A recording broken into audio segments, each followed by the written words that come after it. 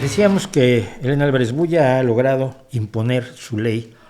de ciencia, humanidades, tecnología, humanidades, ciencia, tecnología e innovación, y lo ha hecho a la mala, pervirtiendo los mecanismos legislativos, como lo ha estado haciendo López Obrador a lo largo de todos estos años, y estableciendo lo que viene siendo una satrapía absoluta sobre la ciencia mexicana. Aquí tuve en el canal al doctor Lascano, un señor famosísimo, uno de los científicos mexicanos más importantes, a quien yo no conocía. Me puse en contacto con él a través de no me acuerdo quién. No, directamente le escribí, porque tenía Twitter, creo él. Dije, ya, quiere hablar en mi canal, no soy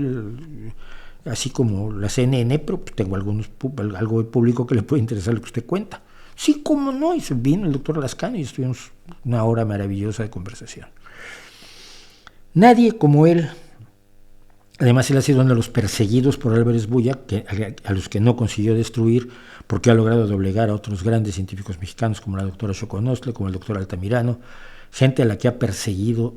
tenaz y brutalmente a mi querida amiga Julia Tagüeña,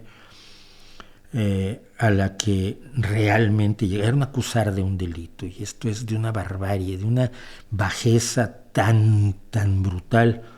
que horroriza pensar que una persona así está al frente de algo tan relevante como la ciencia. Pero todo lo que yo pueda decir es irrelevante, porque prefiero que lo diga el doctor Lascano. A la ausencia de un programa de crecimiento de sector se suman las consecuencias del uso discrecional de poder, incluyendo la remoción forzada de directivos en algunos centros públicos de investigación, los daños a la estructura institucional y académica del CIDE, la ridícula animadversión en contra de la biotecnología, la expropiación ilegal de cerca de un centenar de fideicomisos, la conversión del personal académico de los centros de investigación en empleados de confianza y, en el colmo de la desfachatez, el otorgamiento de dádivas políticas como el nombramiento de investigador nacional nivel 3 al fiscal de la Nación. ¿A qué o a quiénes les guarda lealtad la doctora Álvarez Bulla? Primero incluyó, luego defendió y terminó eliminando de su efímera agenda de Estado la llamada República de la Ciencia propuesta por Michel Polanyi, que en 1987, y cito a Polanyi, afirmó que gustosamente habría servido a la CIA para oponerme a la planificación y supervisión estatal de la ciencia, convencido de que ello conduciría inevitablemente al totalitarismo. Más tarde, en un acto de deslealtad matricida, descalificó los análisis de la UNAM, haciendo reclamos macartistas a los colegas y funcionarios que suscribieron las críticas a su visión unilateral de la política científica. Como lo demuestra la reducción del número de becas de posgrado en el extranjero y la cancelación de acuerdos internacionales con programas como UC Mexus, Erasmus Mundi y Marie Curie, tampoco parece importarle mucho el futuro académico de los jóvenes.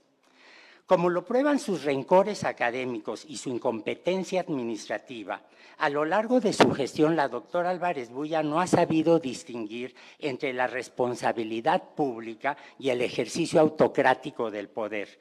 Todo ello permite anticipar los riesgos que se corren. El reconocimiento del papel rector que el Estado debe jugar en la política científica y el desarrollo tecnológico no significa la aceptación de despóticos que pueden dañar irremediablemente el futuro de la ciencia.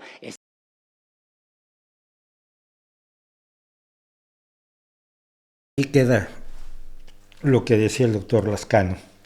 En el segundo Parlamento abierto, de los 7 que se iban a llevar a cabo, para determinar si era razonable o no aprobar, como se había presentado, la Ley de Ciencia, de Humanidades, Ciencia, Tecnología e Innovación. Y evidentemente después de esto parece que la vocación democrática de la doctora Álvarez Bulla se agotó. Es escasita por no decir nula, y decidió que no se iban a llevar a cabo los siguientes 5 parlamentos porque otros científicos a los que yo conozco, muchos de ellos, iban a hablar así. pero con la autoridad del doctor Lascano como uno de los más grandes biólogos del mundo, reconocido mundialmente, y como una persona extraordinaria, pues esto fue un golpe durísimo para el ego y para los proyectos de dominio de la ciencia mexicana de María Álvarez Buiarroses. Entonces, queda allí el testimonio del doctor Lascano, que en el segundo de los 7 parlamentos, que fue el último, misteriosamente denunció esta barbaridad que se está cometiendo con toda la complicidad de López Obrador y con la lucha de muchísimas personas por impedirlo, lucha que fue, una vez más, vana y fallida.